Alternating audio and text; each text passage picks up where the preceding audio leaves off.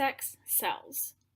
This is a look into the capitalism that drives sexual commerce by Elizabeth Hinkey and Claire Hughes.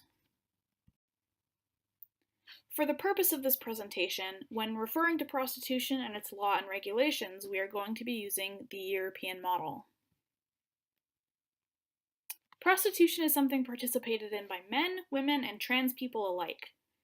Prostitution is defined as the act of engaging in promiscuous sexual relations for money. Although this seems to be an all-encompassing definition, there is much more to the trade than meets the eye.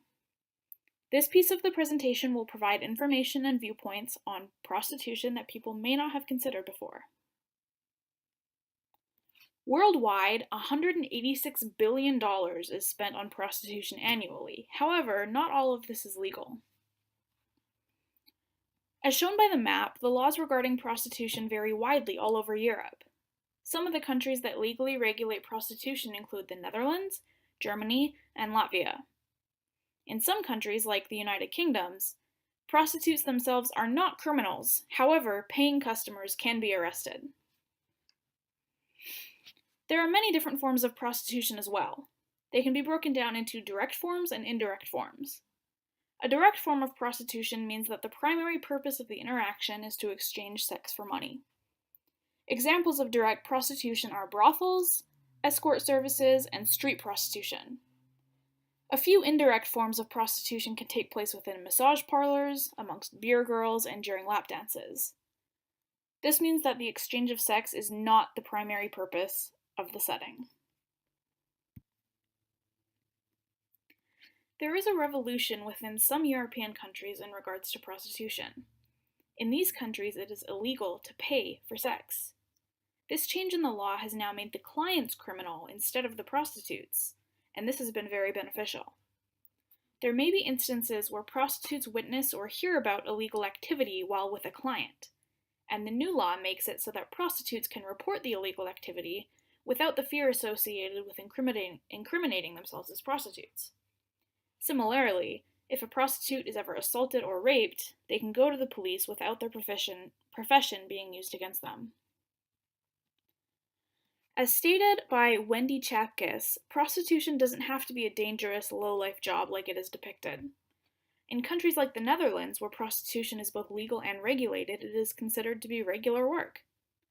The Netherlands has a social welfare system that is legally obligated to provide basic needs for citizens of the country.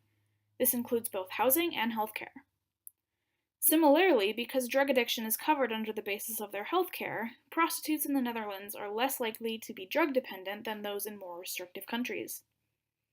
The Dutch in particular have a thriving social welfare system, but these benefits only apply to legal citizens. The illegal citizens then cannot gain access to the benefits of the social welfare system and find themselves in danger. Sometimes they resort to prostitution to survive and may put themselves at an even bigger risk.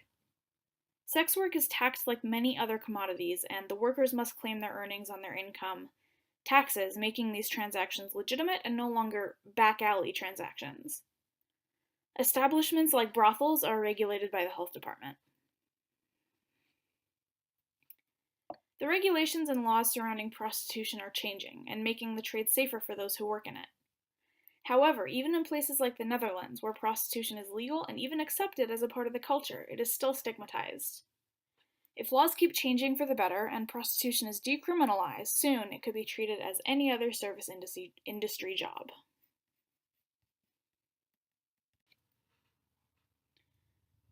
This piece of the presentation will shed a little insight into the sex toy industry in the United States. Annually and worldwide, the sex toy industry brings in more than $15 billion. Out of 10 different countries, the United States ranks first in number of Google searches for sex toys.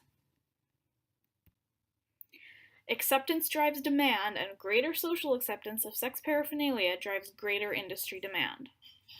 Although a series of Supreme Court decisions in the 1960s made sex shops generally legal, states and local jurisdictions still had the power to limit them by creating zones in which the shops could or could not operate. Alabama went as far as to pass the Anti-Obscenity Enforcement Act of 1998, to criminalize and punish the sale of sex toys within the state. Although sex shops were mostly legal, throughout the 1980s they were still designed for an almost entirely male clientele. This led to new demands and diversity within the industry. In response to the male-oriented sex shops that dominated the industry, sex positivity and feminism led to the creation of sex stores run by and for women. As stated in the Good Vibrations mission statement, in 1977, dismayed by the lack of resources for women seeking accurate sex information and good quality sex toys, Joannie Blank opened the first Good Vibrations retail store in San Francisco. The mission of Good Vibrations and other stores like it is to provide high-quality, sex-positive products, as well as a non-judgmental environment and accurate sex information. So where are we today? Well, Good Vibrations currently has 8 branches and, as market leader for 3 consecutive decades, is clearly still growing. Although controversial, Alabama's Anti-Obscenity Act of 1998 still stands and is not currently being actively challenged. And although we still fight for comprehensive sexual education and shame-free sexual health care, the movements towards community-based sexual health and positivity is alive and encouraging. Thank you.